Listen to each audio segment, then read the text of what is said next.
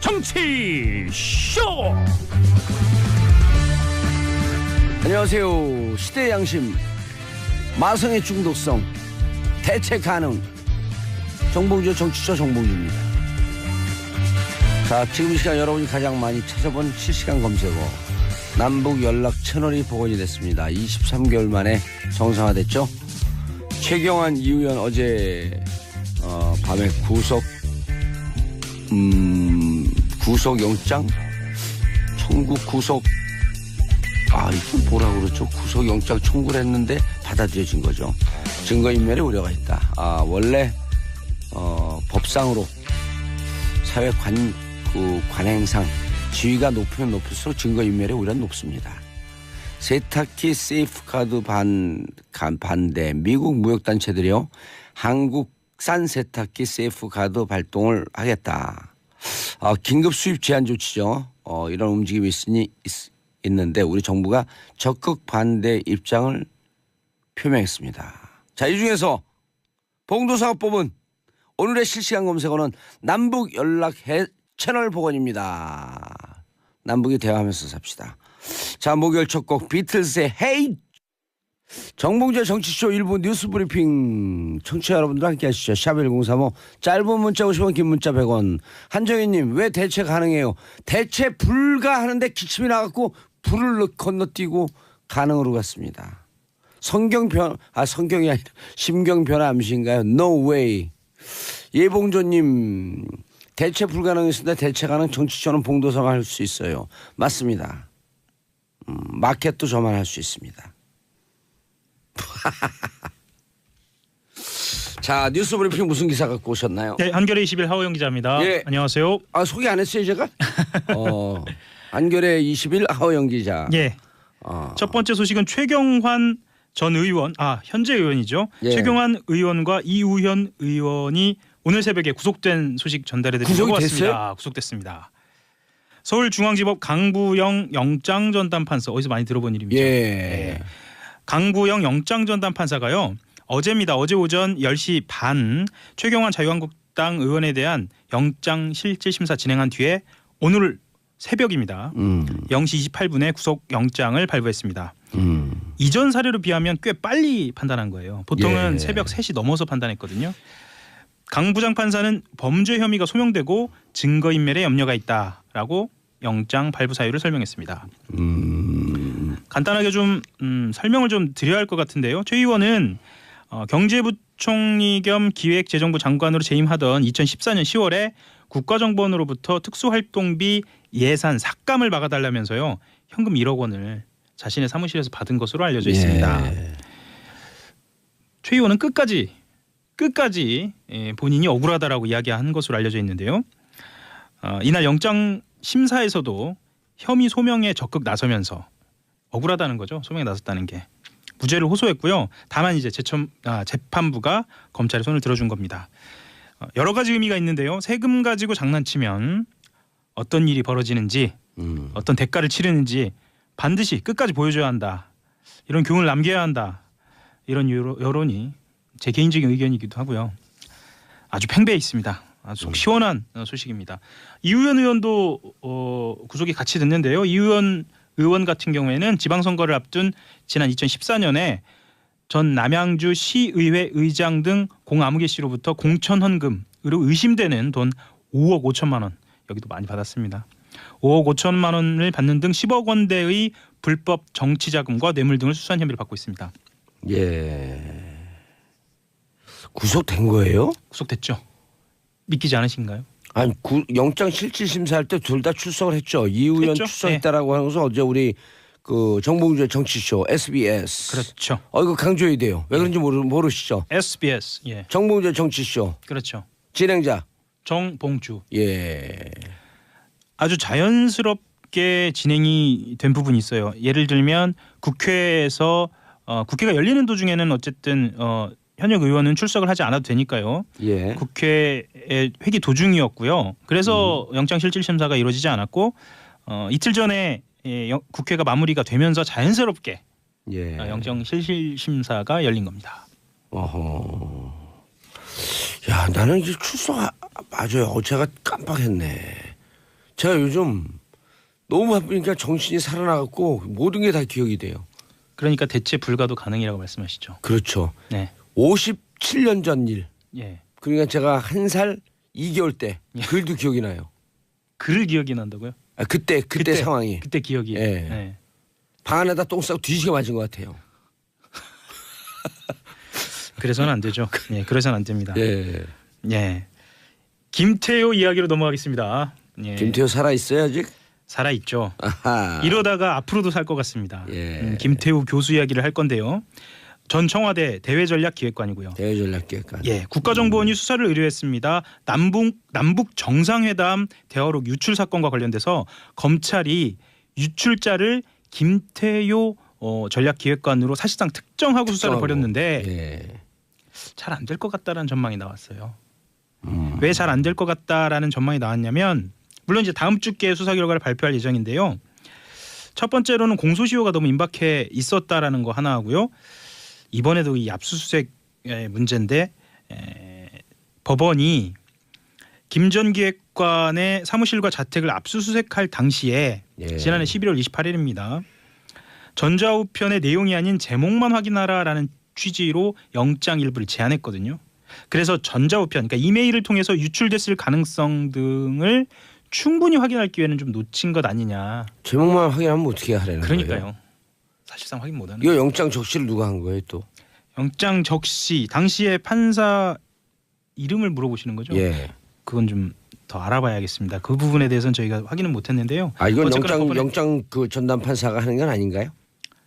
이거는 영장 청구에 대한 판사의 판단이니까 이것도 영장 청구 관련된 판사가 하는 것 같습니다. 권순호, 오민석, 강병호 셋 중에 하나가 하는 거 아니에요? 권순호 맞죠? 그렇게 저는 추정이 되는데요. 지금 예. 확인할 수는 없어서 예. 저도 그렇게 좀 추정은 합니다. 제가 원래 준비 안 해온 것만 물어봐요. 아 그러게요. 예. 예. 좀 굉장히 당황했는데요. 예. 이걸 전문 용어로 예. 예리하다는 거예요. 아 예리하다고 하는 거고 예. 제 얼굴은 굉장히 빨개져 있고요. 아, 관계 없어요. 뭐 예. 한겨레 하호영 기자가 뭐 신입니까? 한겨레 누르기 찾고 또 한겨레 21로 좌천까지 됐는데. 좌천 아닙니다. 지금 영천이에요 그럼? 경북의 고향이 저도 영천이. 복권을 해야 돼요. 저도 복권을 좀 해야 돼요. 어쨌든 예. 공소시효가 우리 정 PD도 좌천을 시켜야 될 텐데. 예, 공소시효가 코앞에 닥쳐 있기 때문에 수사가 좀 쫓기듯 진행돼서 예. 잘 진행이 안 된 측면도 있었어요. 청취자들은 이렇게 생각하실 수도 있을 겁니다. 남북 정상회담 대화록 유출이 뭐 그렇게 큰 죄인가? 예. 아, 매우 큰 죄입니다. 예. 매우 큰 죄죠. 이거 자체가 대외로 묶여 있으면서 이것이 어떤 파장을 일으켰는지를 보면 그대로 드러나거든요. 당시에 기억나실지 모르겠습니다만 2012년 당시에 김무성 본부장이 네, 비오는 부산 유세에서 그대로 읽었죠. 그러면서 이게 문재인 당시 후보를 공격한 예. 그런 빌미가 또 됐고요. 그렇죠. 그리고 나중에 그거 갖고 찌라시라 했는데 찌라시라고 하는 그 김무성 의원 이거 수사해야 되는 거 아니에요 진짜? 정문원 전 의원인가요? 전 의원만 벌금을 낸 거로 알고 있는데. 그렇죠. 예. 수사해야죠 이건. 예. 그러니까 상식적인 건 상식적으로 분명히 짚고 넘어가야죠. 김무성 남재준 구속돼 있죠. 그렇죠. 예. 다시 출정해갖고 소환해갖고 검찰에서 조사해야죠. 김무성 의원 같은 경우에도 본인이 억울하다고 하면 이거를 분명히 밝히고 넘어가는 게 맞습니다. 이 남북 대화 그 정상회담 대화록 유출은요. 예. 지금 남북 관계하고 연동이 되어 있잖아요. 연동이 돼 있죠. 남북 관계 지금 좋아지고 있잖아요. 예. 남북 직통선 23개월 만에 복원한 거 아닙니까? 예. 남북 간의 신뢰 회복을 위해서라도 정상회담 대화록 유출한 남측의 인사들 이렇게 엄벌을 하고 있다. 그래야지 남과 북과 사이 남북 사이의 신뢰가 회복이 돼요. 그 말씀 잠깐 드릴까요? 예. 전화선 연결된 게 뭐 그렇게 큰 뉴스냐라고 생각하시는 청취자들이 있을 수도 있을 것 같은데요. 예. 전화선 연결이 굉장히 오랜만이고 지금까지 그럼 어떻게 했느냐? 소리를 질러가지고. 아니요 육성 그러니까 육성. 스피커로 자 북측 대답하세요. 그쪽 마이크 좀 틀어주세요. 그런 상황이었어요. 그러니까 말씀하셨던 것처럼 이 대화록 문제도 그 남북 관계하고 긴밀하게 연결이 돼 있기 때문에 예. 분명히 좀 짚고 넘어가야 하는 게 맞습니다. 알겠습니다. UAE 간단히 아니고 복잡히. 요즘 핫하죠. 예. 예, 핫합니다. 도대체 뭐냐 대체로 이렇게. 실마리는 다 잡힌 것 같은데요. 예. 예. 며칠 전 한겨레 신문에서 나온 보도가 하나 있었는데요. 어떤 보도가 있었냐면 청와대 관계자 발로 이 사실이 드러나면 감당할 수 있겠느냐라고 자유한국당 야당을 향해서 이런 이야기가 나왔어요. 어젠 또 재밌는 기사 나왔죠. 임종석 실장이 예. 임태희 전 의원에게 전화해서 네. MB 뒷조사한 거 아니다. 오해 마라. 예. 왜냐하면 이게 자꾸만 일파만파 퍼지면 네. 전임 정권이 너무 부담스럽거든요. 그렇죠. 예. 그리고 이건 불법 행위는 아니에요. 불법 행위는 그렇기도 아닌데 하고, 예, 예. 불법 행위인지 아닌지 그건 조사해봐야 해봐야죠. 되는데 예. 이것은 지금 현재 정권에서 현 정부에서 네. 이것은 국가 통치 행위의 하나로 보고 있는 것 같아요. 그렇죠. 예. 어쩔 수 없이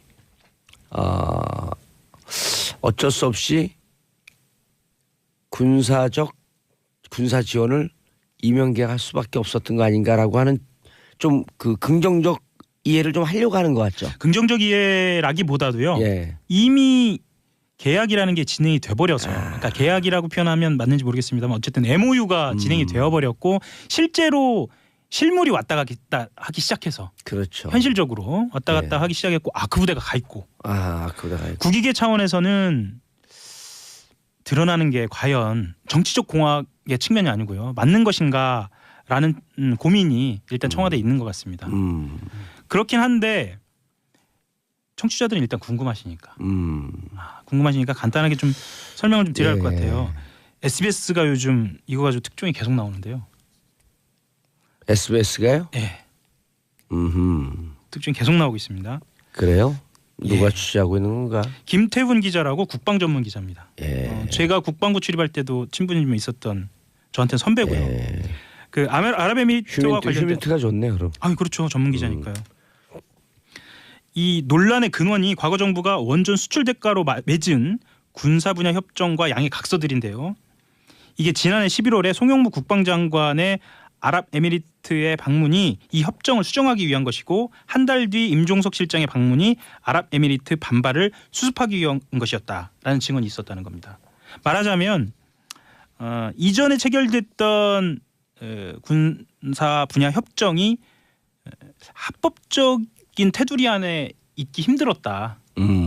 말씀하셨던 것처럼 이게 통치행위라고 한다면 그 모호한 지점에 있는 것은 합법으로 받아들여질 수도 있거든요. 예. 하지만 불법적으로 해석될 수 있는 부분들에 대해서는 수정이 필요하죠. 수정이 필요하죠. 통치행위라 맞습니다. 하더라도요. 예.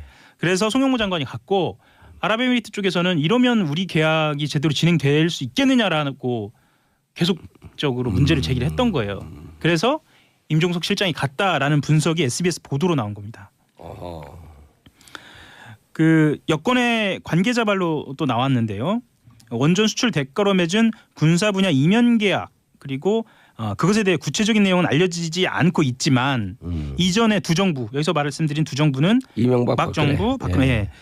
국내법을 명백하게 위반하면서 아랍에미리트와 5가지의 협정과 양해각서를 맺었다라는 거예요. 좀 답답한 건 내용은 또 드러나 있지는 않습니다. 예. 내용은 드러나 있지 않고 다만 교육 군사 훈련이나 방위산업이나 군수지원이나 고위급의 상호 방문을 통한 군사교류 협력 이 정도만 드러나 있습니다. 예.